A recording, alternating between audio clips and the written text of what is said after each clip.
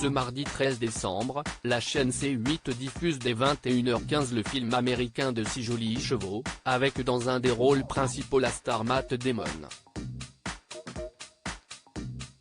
Si le long métrage est sorti il y a 21 ans maintenant, ce dernier reste encore marqué par une décision du producteur Harvey Weinstein à propos du film, dont il ne s'est jamais remis.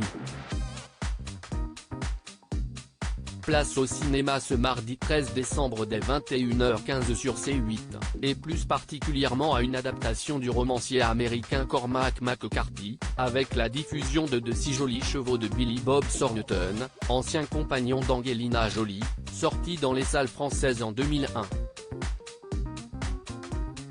Au casting, un duo très glamour composé de Matt Damon, récemment transformé pour Stillwater, et Penélope Cruz, qui a fait sensation sur le tapis rouge de la Mostra de Venise. Matt Damon regrette que 35% du film de Six jolis chevaux ait été supprimé à la demande d'Harvey Weinstein. Toutefois, le projet imaginé par Billy Bob Thornton, vu dans la série Goliath sur Prime Video, a peu de choses en commun avec la version découverte par les spectateurs il y a 21 ans maintenant. Le premier jet, d'une durée de 3 heures, se verra imposer de nombreux changements à la demande de l'ex-producteur star, accusé depuis 2017 de viol, harcèlement sexuel et agression sexuelle, Harvey Weinstein, à la tête de la société Miramax. Après modification, Six jolis chevaux perdra 1 heure d'image et la bande originale sera modifiée. De quoi rendre Matt Damon très amer. On ne peut pas couper 35% du film et s'attendre à ce que ce soit le même, confiera-t-il à nos confrères d'Entertainment Weekly.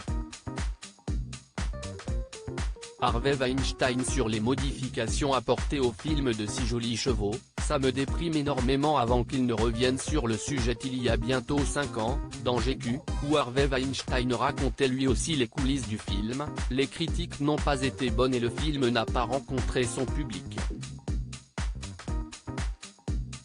Environ 18 ans enfilés et je ne suis toujours pas passé à autre chose, alors clairement je ne m'en remettrai jamais. Ça me déprime énormément, putain. Je n'ai visionné qu'une seule fois la première version du film de Billy Bob Thornton, et je m'étais dit que c'était le meilleur projet auquel j'avais eu la chance de participer. Avant modification. À lire aussi Matt Damon, sa fille ne regarde pas ces célèbres films et aime juste critiquer.